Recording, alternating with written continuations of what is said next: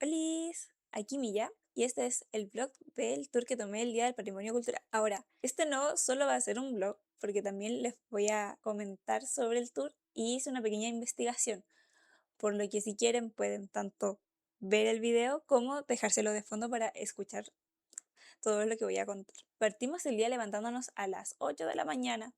La verdad tenía tanto sueño que no grabé nada hasta que nos íbamos, que eso fue como a las 9:40, una cosa así. Aquí les dejo una foto de mi outfit. Tomamos la micro para acercarnos al metro, les grabé un pequeño videito ahí y en el metro teníamos que bajarnos hasta Santa Lucía, por lo que tuvimos que incluso combinar. Al llegar salimos por la salida que nos deja fuera de la Biblioteca Nacional para cruzar a la Plaza Benjamín Vicuña Maquena, donde teníamos el tour llamado Entre Misterios y lo Paranormal, organizado por el Rincón Patrimonial Chileno. Por aquí les dejo sus redes sociales. Así iniciamos casi a las 11 de la mañana el tour en esta misma plaza, donde se comenzó hablando sobre el Día del Patrimonio Cultural, que hoy en día se realiza tanto el sábado como el domingo. Nos dieron nuestro pasaporte, el cual, uy, no sé si se ve, ahí está, van timbrando en los lugares que se visitan y después nos hablaron un poco de la historia de la organización, la cual, si les interesa, a día de hoy realiza tours, sobre todo los fines de semana, con aporte voluntario. Ya iniciando con la temática del tour, se habló de la Biblioteca y el Archivo Nacional, los cuales se encuentran a un lado de la plaza. Estos fueron construidos donde antes se ubicaba el monasterio de las Monjas Claras, el cual fue demolido para la construcción de estos edificios. Pero, ¿qué tiene de relevante esto? En los cimientos del edificio se encontraba el cementerio del convento de la Orden de Santa Clara, donde no solo se enterraban a las monjas, sino también a los niños que fallecían, quienes eran llamados angelitos en aquella época. Además, existen historias de que los curas de la iglesia de San Francisco de Asís tenían túneles subterráneos, por los cuales se pasaban hacia el convento de las Clarisas y llegaban al Cerro Santa Lucía con las monjas, donde aquellas que resultaban embarazadas de aquellos encuentros enterraban a los recién nacidos o incluso a los fetos en el cementerio perteneciente al monasterio. Estos relatos se pueden ver avalados en las osamentas humanas encontradas durante las excavaciones para la construcción del metro que se encuentra ahí en los años 80. ¿Para qué damos este contexto? Bueno, se comentó que al interior de la biblioteca se han avistado diferentes apariciones. Si bien no alcancé a notar y no recuerdo específicamente la anécdota que se contó durante el tour, encontré la siguiente en internet y les voy a dejar el link y muchos de los otros links que usé por si quieren saber más en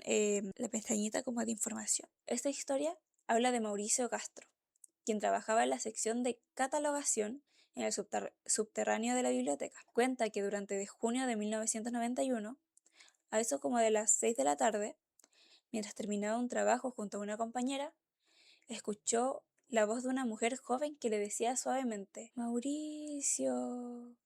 Tras oír esto, le consulta a su compañera si había sido ella, a lo cual ella le respondió que no había sido, pero que también lo había escuchado.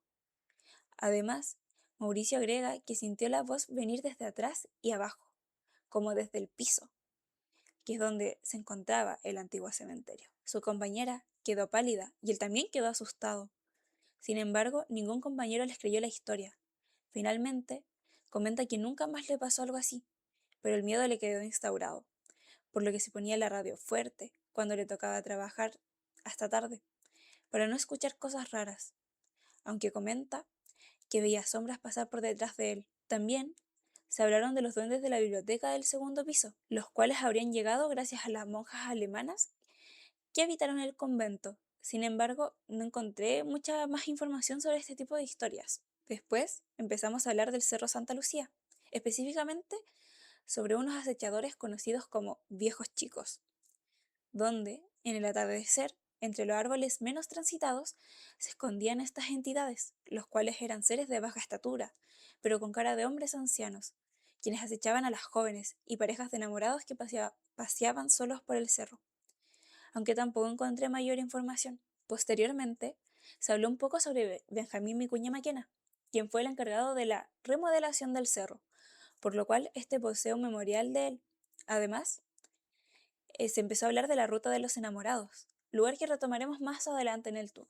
Aquí se empezó a hablar de René Vergara, quien fue un famoso jefe de la Brigada de Homicidios en los años 50, quien escribió diferentes libros bajo el seudónimo de Inspector Cortés, y al que algunos los escribió mientras todavía estaba en servicio, según lo que se comentó en el tour.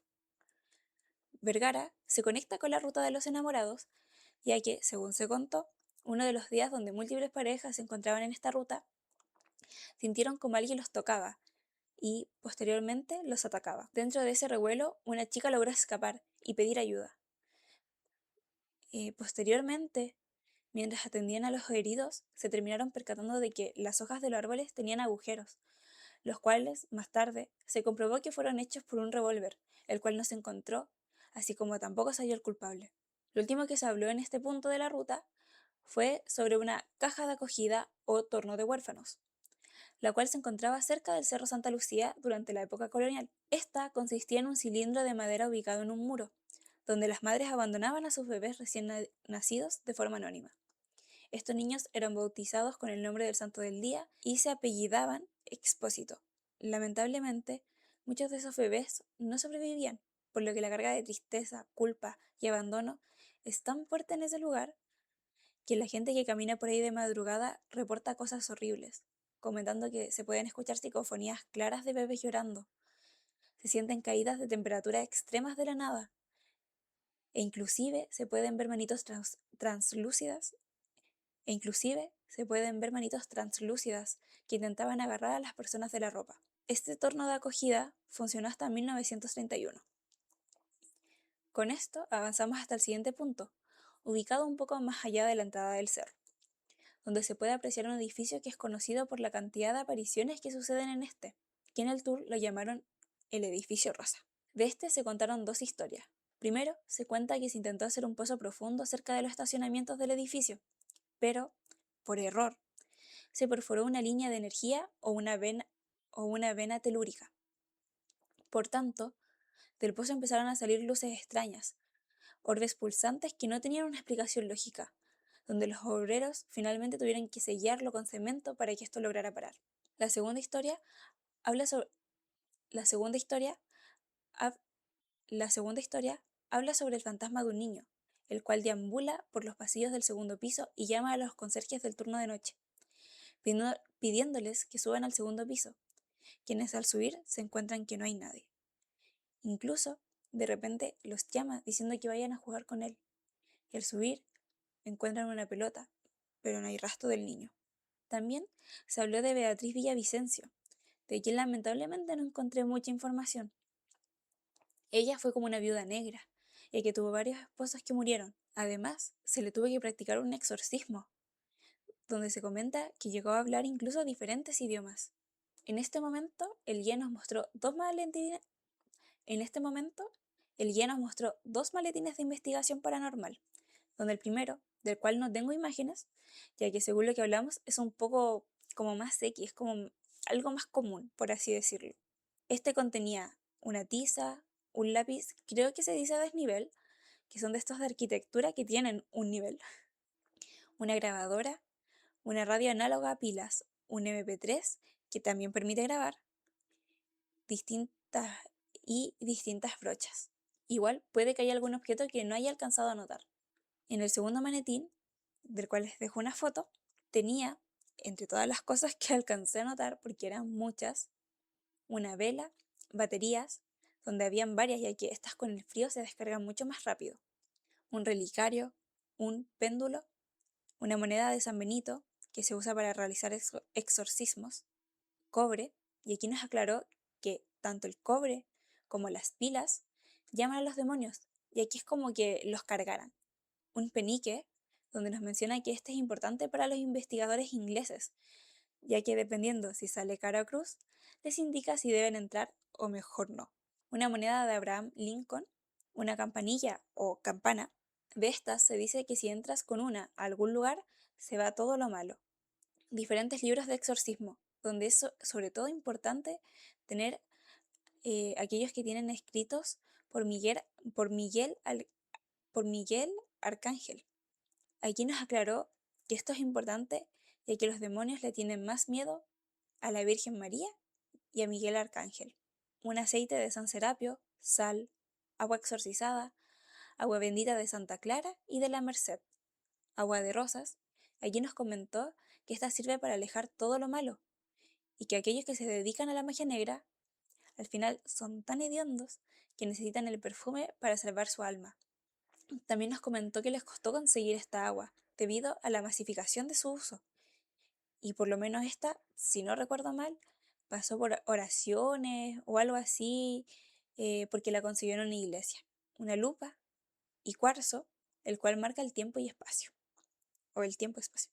Después nos movimos al último punto, ubicado en la esquina Avenida Libertador Bernardo Higgins con Victoria Subercaseaux, donde aquí cambió el orador y empezó hablando de la Plaza de Aviación, la cual se encuentra ubicada en Providencia. En esta plaza se encuentra un reloj solar.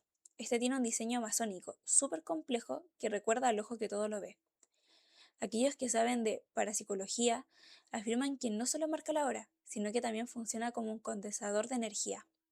Además, se comenta que durante los solsticios y equinoccios, la sombra del reloj abre pequeñas grietas temporales, donde aquellas personas que han pasado por ahí en esos momentos han reportado mareos, pérdida de memoria, escuchar al tráfico al revés, e inclusive visiones de la ciudad en llamas. Posteriormente se habló de la Plaza Italia o Dignidad, donde se encuentra un obelisco de piedra gigante, donde esta zona, en tiempos precolombinos, era un macro cementerio y un mausoleo indígena, y, dentro del mundo esotérico, el colocar un obelisco de piedra justo sobre un cementerio sagrado generó una turbulencia energética terrible. Finalmente volvimos a hablar del Cerro Santa Lucía, ya que las laderas del cerro, antes de que fuera lo que es ahora, se usaron como un cementerio para aquellos que la iglesia prohibía enterrar en sus lugares sagrados, y donde nos encontrábamos ubicados era justamente la fosa de santos y mulatos. Ahora, como la energía del dolor y descomposición era tan grande, se colocaron 8 estatuas alrededor del cerro, alineadas en los puntos cardinales, formando un círculo protector que actúa como una jaula espiritual. Además, estas estatuas poseen símbolos. Aquí les dejo la foto del símbolo de la estatua en la que nosotros nos encontrábamos. Ahora, para ir cerrando el tour, hablamos sobre el fin del mundo, donde cierta religión, de la que la verdad no recuerdo el nombre, dice que cuando los gemelos cósmicos se junten, se dará el fin del mundo, donde el gemelo de la luna se encuentra dormido o petrificado en las profundidades del Cerro Santa Lucía, desde el tiempo en que los españoles conquistaron el imperio inca. Por lo tanto, cuando llegue el momento indicado, el gemelo del sol bajará a Santiago, y en el momento que se toquen, el cerro se partirá en 1000 pedazos y será el fin de los tiempos. Ahora, este no fue el único fin del mundo del que se habló. También se mencionó sobre el Apocalipsis, que se encuentra descrito en la Biblia, donde se dice que esto ocurrirá en la ciudad del último imperio, que se encuentra rodeada de 7 montes. Y esto siempre se pensó que coincidía con el Vaticano. Sin embargo, muchos teóricos del misterio se dieron cuenta de que Santiago encaja a la perfección con eso, encontrándose rodeada por 7 cerros: Santa Lucía, San Cristóbal, Blanco, Renca, Calán, Manquehue y Navia Ochena. Esta conclusión se llegó después, tal vez no fue pensada en un inicio, ya que cuando se piensa en el Vaticano, debido a que cuando se pensaba en el Vaticano, no se consideraban los imperios que existían fuera de Europa. Finalmente, para cerrar el tour, todas estas experiencias paranormales explican por qué Vicuña Maquena llenó el cerro de Santa Lucía de símbolos extraños. Él era un masón, y si un día visitan el cerro, podrán apreciar que hay terrazas octagonales, arcos para enmarcar el solsticio, obeliscos truncados y pisos de ajedrez blanco y negro. En su construcción utilizó mármol, estatuas y un diseño arquitectónico pensado para amarrar, contener y calmar todas las energías de cementerios, duendes y profecías apocalípticas que guarda el cerro. Una vez terminado el tour, nosotros nos quedamos a conversar con los guías, donde nos hablaron un poco de los estudios que llevan, las distintas religiones, logré tomar las fotos de del maletín, pero además hablamos un poco sobre el tema de los exorcismos. Y aunque esto no estaba dentro del tour, también lo voy a mencionar porque lo encontré muy interesante. Nos comentó que en la religión católica, la persona que exorciza, generalmente va sola y por ende cuando saca como al demonio o a la maldad que está poseyendo a la persona, él se la lleva consigo. Por lo que es importante que tengan como un acompañamiento psicológico y que ellos también se vean a sí mismos, porque todo eso ellos se lo llevan. Y esto contrasta con otras religiones, como por ejemplo los evangélicos, quienes cuando realizan exorcismos van en grupo. Y aquí yo la verdad pensé que se repartirían como el mal o la carga, y en realidad no es así, sino que se la lleva uno de ellos al azar. nunca saben quién será. La ruleta rusa del demonio.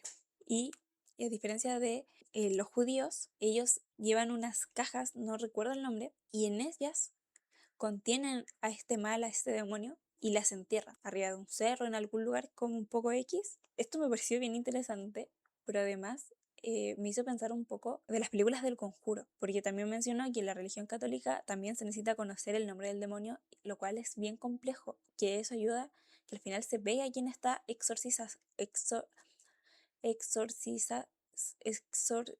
exorcizando. Incluso a veces lo logran obtener y en otros idiomas, entonces es bien complejo. Pero me acordó harto de estas películas, no solo porque claramente ese dato de saber el nombre es un dato real dentro de esa religión. La verdad no sé qué religión tienen en teoría los Warren, no me acuerdo. Pero sí me hizo mucho más sentido el hecho que se llevaran estos objetos malditos y los contuvieran de alguna forma, porque si al realizar los exorcismos, al final el demonio se pega a la persona que lo realiza, al final estarían haciendo algo similar dentro de lo que cabe de mi ignorancia, porque yo la verdad no conozco mucho sobre la religión judía, basándome en lo que como que nos explicaron, que igual que como los judíos lo dejan en una caja, al final ellos los están dejando en estos objetos para no tenerlos ellos, pero al mismo tiempo los resguardan para que no se vayan para otro lado, lo cual me pareció bastante, como que me dejó pensando. Y bueno, ese fue el tour. Después pasamos al GAM, pasamos a almorzar, pero la verdad es que ya no grabé nada más. Es la primera vez que hago un vlog en sí, o sea, nunca había grabado cosas de yo haciendo cosas en la calle, así que no grabé tanto tal vez como debería haberlo hecho para que fuera más disfrutable o más largo el video. Como les dije antes, estarán todos los links tuvieran que haber aparecido durante el video. Si en algún momento no sale un link de algo de que estoy hablando es porque no encontré más información. Por lo que igual les recomiendo si les interesa y sobre todo ir a este tipo de sitios en un tour. El Rincón Matrimonial hace tours casi todas las semanas y son con aporte voluntario. Y si les gustó este video, más allá del blog como tal, sino tal vez de mi investigación, y por lo mismo como la mayoría es una investigación que hice aparte, pueden que hayan cosas que o no se mencionaron o se mencionó otra cosa y yo entendí que era esto. Porque se me olvidó llevar una agenda y estaba anotando en el teléfono y la verdad es que igual creo que anoté un poco muy lento para lo rápido que se hablaban las cosas. Pero si les gustó y les gustaría ver otro video de este tipo o que tal vez profundice en algún tema, la verdad es que por ejemplo de la Biblioteca Nacional hay muchísimas historias de cosas que suceden ahí. Sean bienvenidos a comentar. Podría llegar a hacer otro video de estos, claramente tal vez uno más elaborado y que se publique en más tiempo porque fue difícil hacer este video en tan poco tiempo. Espero que como el tono de voz más calmado que intenté llevar ayude como a la atmósfera de como de miedo o algún contenido similar que les gustaría ver aprovechando. Tienen todo mi apoyo en comentármelo. Y nada, denle un me gusta si les gustó y así también sé que les gustó este tipo de contenido y voy a intentar hacerlo más si les gusta. Suscríbanse a mi canal para que no se pierdan ninguno de mis videos. Y ya el lunes volvemos en caso de que no les haya gustado con la programación habitual de gameplays. Así que sin nada más que agregar, nos vemos. Besitos.